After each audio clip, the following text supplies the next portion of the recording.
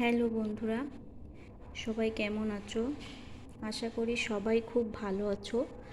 এখন প্রচণ্ড গরম পড়েছে, তাই আমি তোমাদের সাথে খুব হালকা পাতলা একটা রেসিপি নিয়ে চলে এসেছি।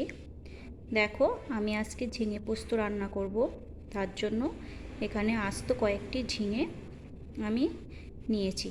এগুলোকে আমি প্রথমে পরিষ্কার করে ধুয়ে ছোট ছোট টুকরো করে কেটে নেব। যেহেতু প্রচণ্ড গরম, তাই এই গরমে আমি খুব বেশি তেল মশলা ব্যবহার করব না। খুব সামান্য তেল মশলা দিয়ে আমি এই রেসিপিটি তৈরি করব। তোমরা দেখতে থাকো। তাহলে চলো তৈরি করা যাক ঝিঙে পোস্ত রেসিপি। দেখো, আমি ঝিঙেগুলোকে এখানে ছোট ছোট পিস করে কেটে নিয়েছি। দেখো, তোমাদের ভালোভাবে দেখিয়ে দিচ্ছি আমি কেমনভাবে কেটেছি।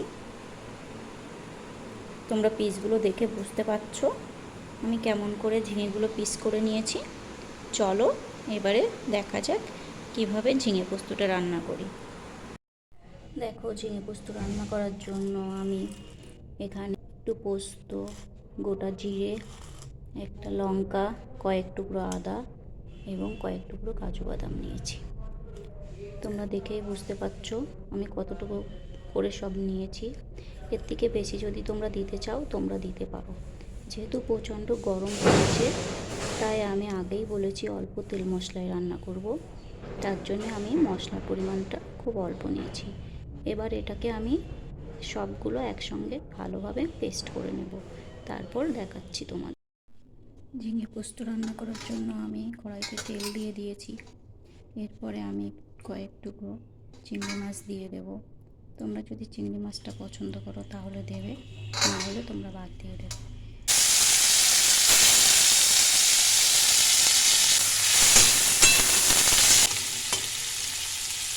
চিংড়ি মাছটাকে আমি একটু হালকা করে ভেজে নেব। খুব বেশি চিংড়ি মাছটাকে আমি ভাজবো না, একটু সামান্য হালকা করে ভেজে নিচ্ছি। তো চিংড়ি মাছটা কিন্তু আমার ভাজা হয়ে গেছে। আমি এর মধ্যেই কেটে রাখা ঝিঙেগুলো দিয়ে দেবো।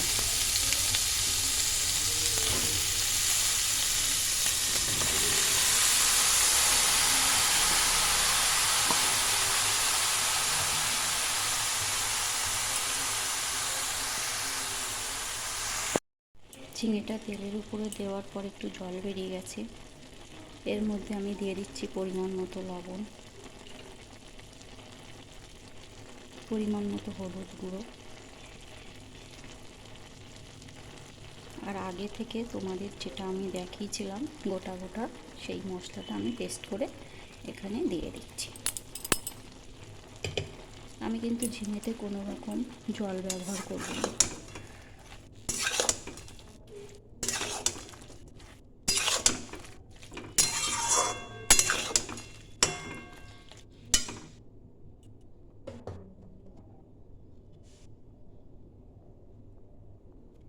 এই যে জলটা বেরিয়েছে, এতে কিন্তু আমার ঝিঙে পোস্ত রান্না হয়ে যাবে।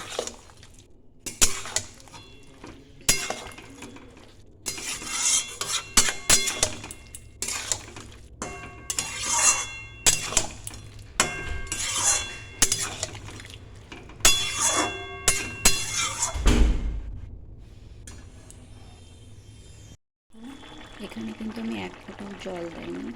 কতটা পরিমাণ জল বেরিয়েছে ঝিঙে দিয়ে দেখতে পাচ্ছ তোমরা। এবার আমি এখানে একটু চিনি দিয়ে দিলাম, 1 চামচ মতো। তোমরা যদি চিনিটা পছন্দ করো তাহলে দেবে, না হলে দেবে না। আমি কিন্তু এত ঝোল রাখবো না ঝিঙে পোস্ত, আমি কিন্তু গামাকা গামাকা ঝোল রাখবো। এখান দিয়ে ঝিঙে দিয়ে প্রচুর পরিমাণে জল বেরোয়, তোমরা দেখেই বুঝতে পারছো। আমি এইভাবে যতক্ষণ পর্যন্ত ঝোলটা না শুকিয়ে আসবে ততক্ষণ পর্যন্ত আমি রান্না করব। তারপরে তোমাদেরকে ফাইনাল লুকটা আমি দেখাচ্ছি। তো আমার কিন্তু ঝিঙে পোস্তটা রেডি হয়ে গেছে। তোমরা দেখে এবার বুঝতে পারছো এটা কিন্তু সত্যি খেতে খুব অসাধারণ হয়। তোমরা একবার বাড়িতে ট্রাই করে দেখতে পারো। চলো টাটা, বাই বাই। আবার অন্য কোনো দিন নেক্সট ভিডিও নিয়ে আসবো।